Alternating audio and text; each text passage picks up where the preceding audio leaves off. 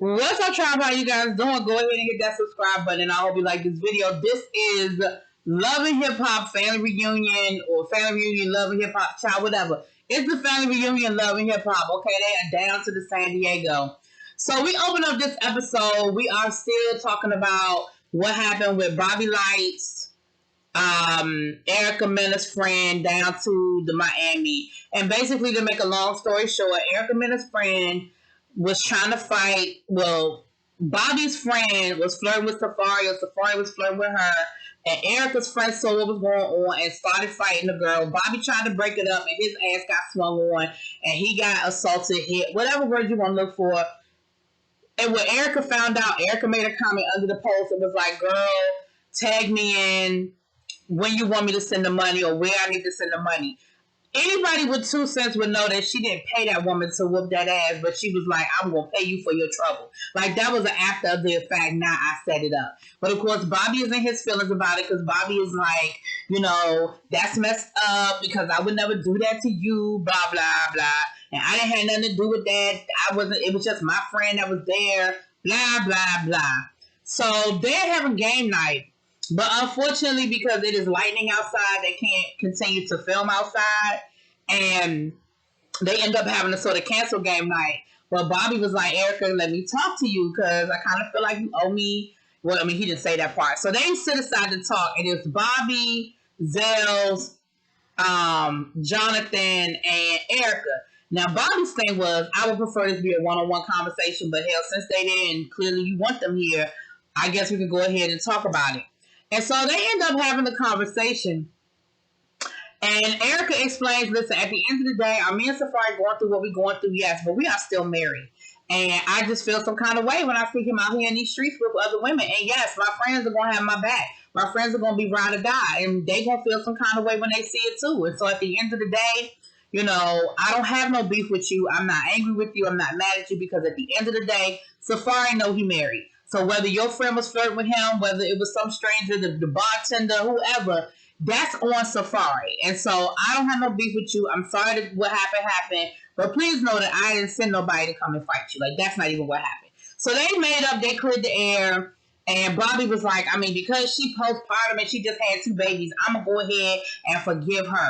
I think her explanation is pretty valid. What is there to forgive? I think what she said is probably pretty on point, Bobby. But okay, anyway. Now, Zell sort of made a comment while they were in the room, because they're going to have like gay night or something like that.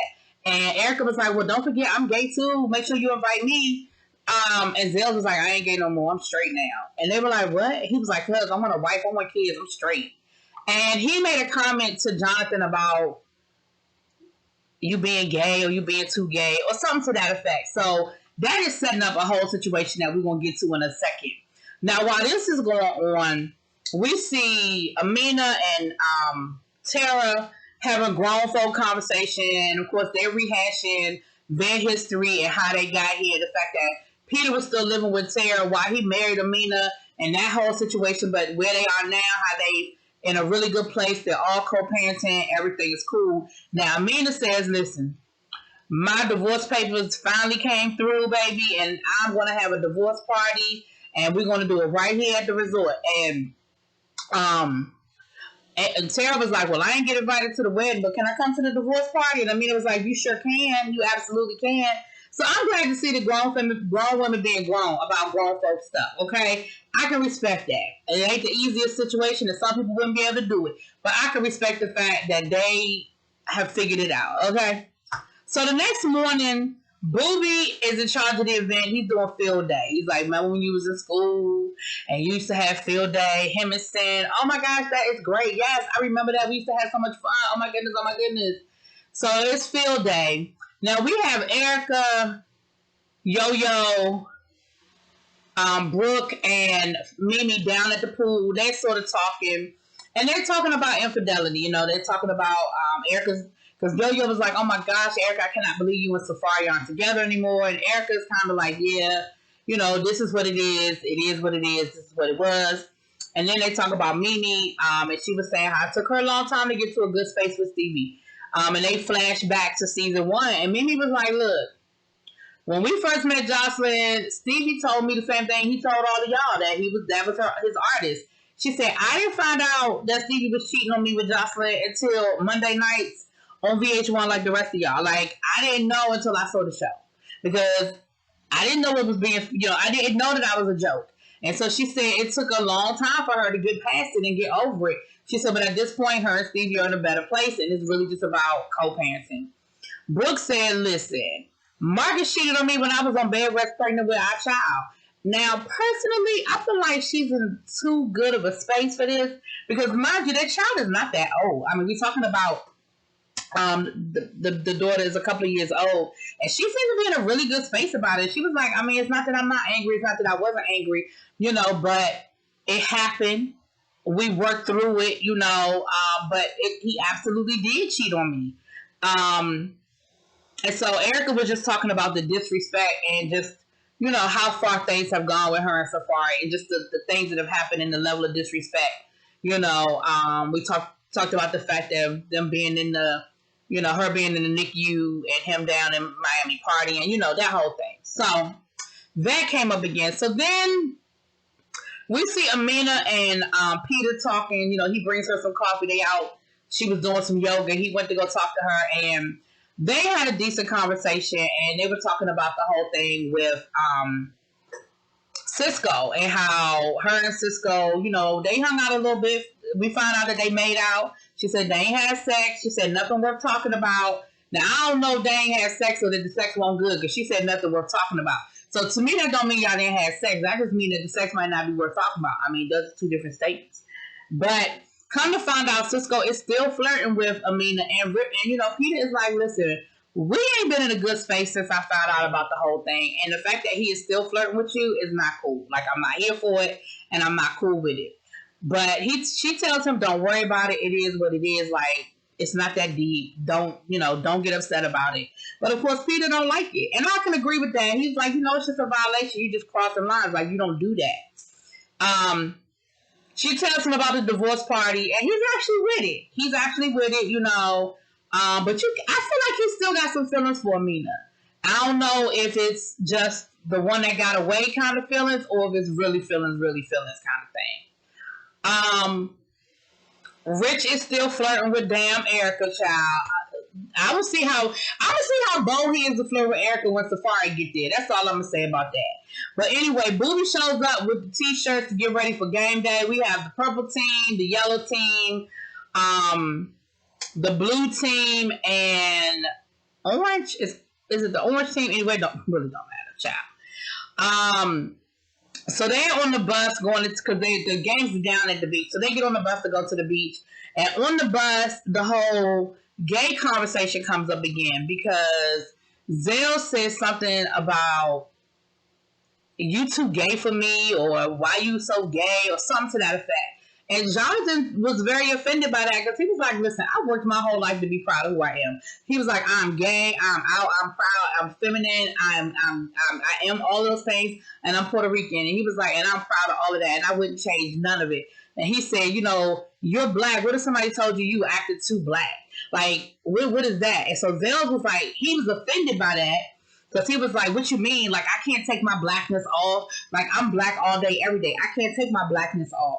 And some people feel that way about their gay. And that's what Jonathan, and listen, I'm not saying that he was right for comparing the two. Please, I'm not getting into that argument with nobody. But I understood the point he was trying to make when he said, listen, this is just who I am. He said, I understand that Zell's want to try to be cool and want to be down with the fellas. That's great. But I am who I am. He was like, and, effeminate gays like myself, we get a lot of flack because we are the stereotype, and people do say, well, why can't you act more normal? Why can't you just act like a man? Why you gotta be so extra? And Jonathan brought up a valid point when he said, listen, we effeminate gays, we get the brunt of it because we don't hide it. We can't hide it. We are who we are. And when people want to come up to us and be, disrespectful or whatever, like, it is obvious, and Jonathan was like, you as a black man know what it's like to walk into a room and be hated just because you're black.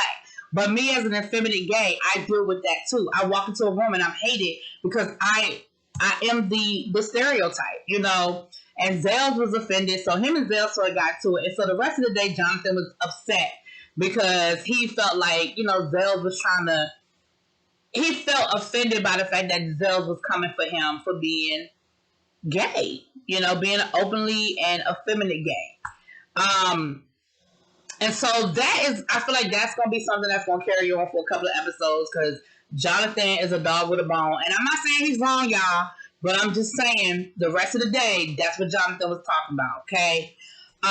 Jewels and Kim Bella, I don't even know why y'all here. Y'all just decided that y'all was going to take Mona up / VH1 / whoever is in charge these days.